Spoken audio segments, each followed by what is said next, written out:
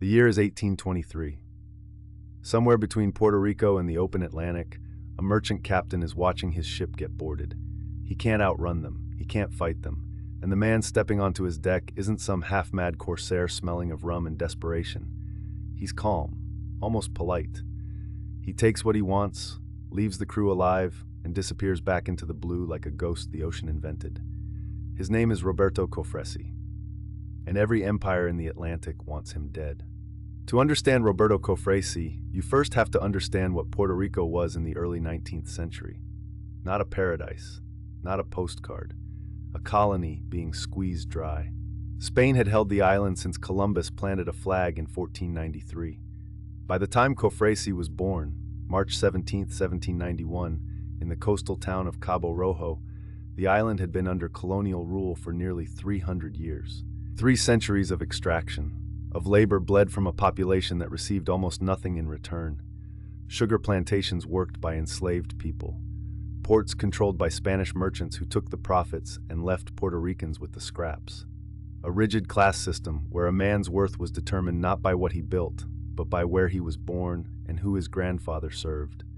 Cofresí's family had once held something, a name, a trace of nobility in European terms. But by Roberto's childhood, that name was all that remained. The money was gone, the land was gone.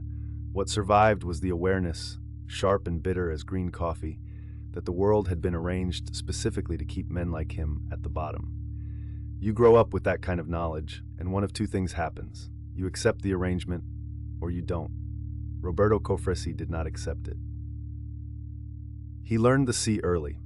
Cabo Rojo sits on Puerto Rico's southwestern tip, where the Caribbean opens wide and the horizon feels like a dare. By his teens, Cofresí was working the water, fishing, sailing, doing whatever the sea offered a poor young man with more ambition than opportunity. He watched Spanish merchant vessels come and go, loaded with wealth that would never touch the hands of the people who grew it, caught it, and hauled it. It wasn't a sudden decision. It never is. It's an accumulation of injustice, of hunger, of watching your family diminish while the empire grows fat. By his mid-20s, Cofresí had made his choice. He turned pirate. His vessel was called the Ana, a single-masted sloop, low and swift, built for speed the way a knife is built for cutting. She wasn't impressive to look at. She didn't need to be. What the Ana lacked in size, she made up for in agility, and Cofresí used her like a master uses a tool, with precision, with patience, and when the moment came, with devastating speed. His crew was small, tight, loyal, a group of men drawn from the same colonial poverty, the same grinding resentment, the same Caribbean shorelines. They knew these waters better than any British naval officer or American merchant captain ever could. They knew where to hide and how to vanish. They knew which currents to ride and which coves swallowed a ship whole. Between 1818 and 1825, Cofresí terrorized the Caribbean shipping lanes with a boldness that bordered on theater. He didn't discriminate by flag. American vessels, British cargo ships, even Spanish colonial transports. If it carried wealth that belonged, in his view, to people who had stolen it, it was a target. This made him uniquely dangerous. Most pirates in this era operated under some form of political protection, privateers licensed by one government to attack another. Cofresí had no such arrangement. He had declared war on everyone. The Americans noticed first.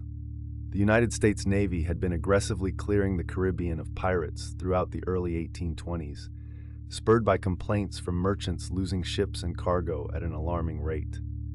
Commodore David Porter had already dismantled much of the piracy infrastructure operating out of Cuba. But Cofresí kept moving, kept hitting, kept escaping. What the naval reports couldn't fully account for, what made him almost impossible to catch, was the network of people protecting him on land. Because here is where the legend fuses with the history, and the line between them becomes beautifully, deliberately blurred. The stories say Cofresí shared his plunder with the poor, that he rode into struggling communities along Puerto Rico's coast and distributed what he'd taken from the ships of empire. Salted meat, cloth, coins, the necessities that colonial taxation and merchant monopolies had priced out of reach for ordinary people. Whether every account is precise history or something that hardened into myth through retelling, The effect was the same. The population loved him. He was called El Robin Hood del Caribe, the Robin Hood of the Caribbean. And that love was tactical. When Spanish soldiers or American sailors came asking questions in coastal towns, no one had seen anything. No one knew where the Ana had gone. No one had any idea where Roberto Cofresí might be. The empire had the guns and the warships. Cofresí had the people.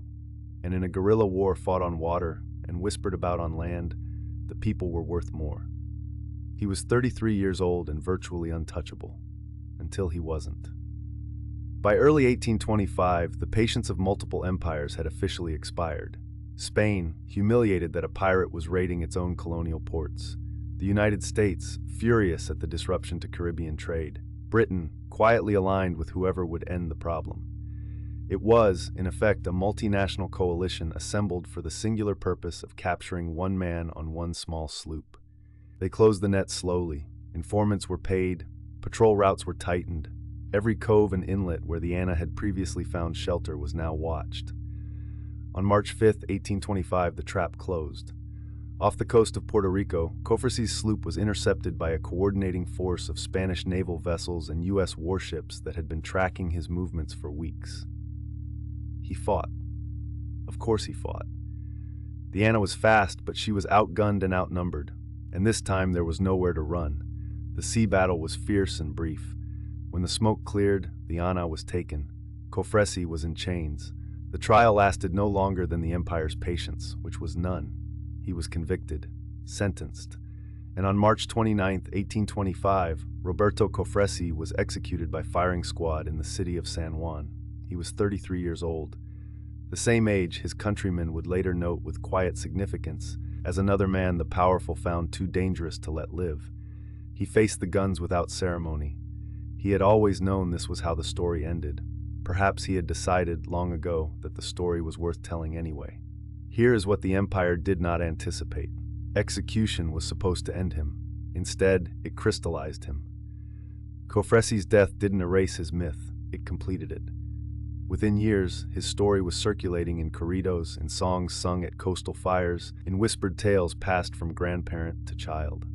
In 1843, barely 2 decades after his death, Alejandro Tapia y Rivera published El Pirata Cofresí, one of Puerto Rico's first novels, cementing him in the literary canon of a people still searching for their own heroes. His name appeared on rum bottles, street murals, and festival banners. Statues rose in Cabo Rojo, where he was born, where the sea still moves the way it always has. He became something the Spanish colonial system never produced on its own, a Puerto Rican symbol, defiant, local, uncaptured in the way that matters most.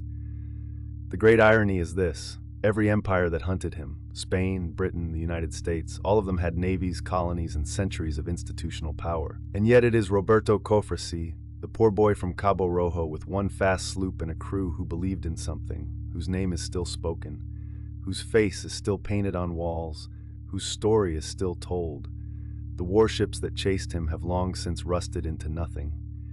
The officers who signed his death warrant are forgotten. He is not. History has a habit of remembering the people it was never supposed to remember, the ones the powerful tried to erase. The ones who made the empire uncomfortable precisely because they asked a question that empires cannot answer. What happens when the people you've taken everything from decide they have nothing left to lose? Roberto Cofresí answered that question with a sloop, a crew, and 25 years of quiet Caribbean fury. And the answer is still sailing. If history is your obsession, subscribe to the Time Thread.